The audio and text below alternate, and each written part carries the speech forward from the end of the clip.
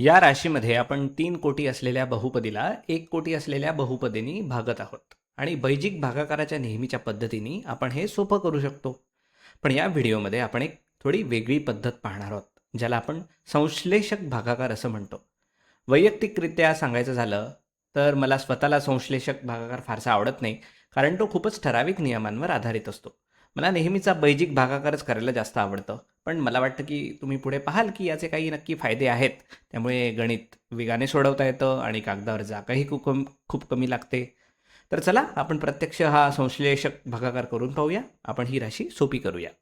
पण हे सुरू करण्याआधी 2 महत्त्वाच्या गोष्टी लक्षात ठेवणं गरजेचं आहे. आपण इथे संश्लेषक भागाकाराची सर्वात सोपी आणि प्राथमिक पद्धत वापरत आहोत. आणि ही प्राथमिक पद्धत किंवा प्रक्रिया वापरण्यासाठी तुम्हाला या छेदातील राशीमध्ये 2 गोष्टी प्रामुख्याने पाहाव्या लागतील. पहिली गोष्ट म्हणजे ती पहिल्या कोटीची बहुपदी असायला हवी. म्हणजे तिची कोटी 1 असली पाहिजे. त्यामुळे येथे फक्त एक एक्स असायला हवा. तुमच्याकडे एक्सचा वर्ग किंवा एक्सचा घन किंवा एक्सचा चौथा घात असं काहीही नसलं पाहिजे. दुसरी गोष्ट म्हणजे इथला सहगुणक 1 असायला हवा. जर सहगुणक वेगळा असेल तर ते सोडवण्याच्या वेगळ्या पद्धती आहेत. पण मग आपल्याला आपल्या संश्लेषक भागाकारात आणखी काही गोष्टी वाढवाव्या लागतील. तर थोडक्यात सांगायचं झालं तर मी तुम्हाला आता जी पद्धत दाखवणार आहे ती तेव्हाच चालेल जेव्हा तुमच्याकडे एक्स अधिक किंवा वजा एखादी संख्या या स्वरूपातील राशी असेल. तर हे समजून घेतल्यावर आता आपण प्रत्यक्षात संश्लेषक भागाकाराला सुरुवात करूया.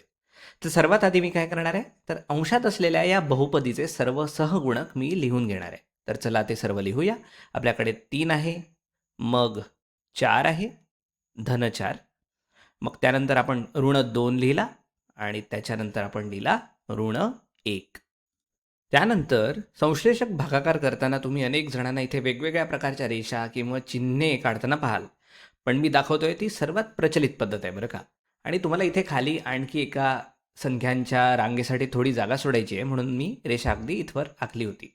आणि मग आपण छेदाकडे बघूया.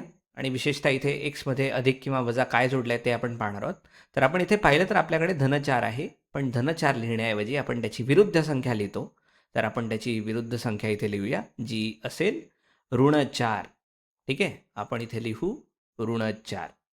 आणि आता आपली सगळी मांडणी झालेली आहे आणि आपण आपला संश्लेषक भागाकार करण्यासाठी तयार आहोत.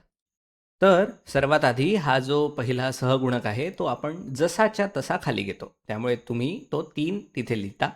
मग तुम्ही इथे जी संख्या आहे तिला ऋण 4ने गुणता. तर आपण ऋण 4ने गुणूया. 3 गुणिले ऋण 4 म्हणजे ऋण 12.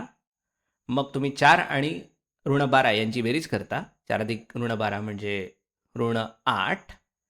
मग आपण ऋण 8ला ऋण 4ने गुणतो. मला वाटतं तुम्हाला ही पद्धत आता समजली असेल. ऋण 8 गुणिले ऋण 4 म्हणजे 32. आता आपण ऋण 2 आणि धन 32 यांची बेरीज करू. त्यातून आपल्याला धन 30 मिळतील बरं का. मग तुम्ही धन 30ला ऋण 4ने गुणा. ठीक आहे, या 30ला ऋण 4ने गुणा आणि तुम्हाला मिळतील ऋण 120. ऋण 120. आणि मग तुम्ही ऋण 1 आणि ऋण 120 यांची बेरीज करता आणि शेवटी तुम्हाला काय मिळतं? तुम्हाला मिळतात ऋण 121. आता शेवटी तुम्ही स्वतःला विचारता की आपल्याकडे इथे एक पद आहे आणि संश्लेषक भागाकाराच्या या अगदी सोप्या आणि साध्या पद्धतीत जिथे आपण फक्त एक्स अधिक किंवा वजा एखादी संख्या अशा राशी हाताळत असतो, तेव्हा तुमच्याकडे इथे नेहमी एक पद असणार आहे. त्यामुळे उजवीकडून एक पद मोजून तुम्ही ते असं वेगळं करता आणि अशा प्रकारे आपल्याला आपलं उत्तर जवळजवळ मिळालेलं असतं. तर हे रूप सोपं केल्यानंतर आपल्याला काय मिळतं? तर इथे लक्ष द्या. हे जे इथलं पद आहे ते स्थिर पद असणार आहे. तुम्ही याला 0 कोटीचं पद मानू शकता. त्यापुढील हे एक्सचं पद असेल आणि हे एक्सच्या वर्गाचं पद असेल. तुम्ही इथूनच सुरुवात करून पद मांडत जाऊ शकता. हे पहिलं स्थिर पद, मग हे एक्सचं पद आणि मग एक्सचा वर्ग. जर आपल्याकडे आणखी पदे असती तर तुमच्याकडे एक्सचा घन, एक्सचा चौथा घात आणि असेच पुढे पदे आले असती. त्यामुळे आता आपलं उत्तर असं होईल.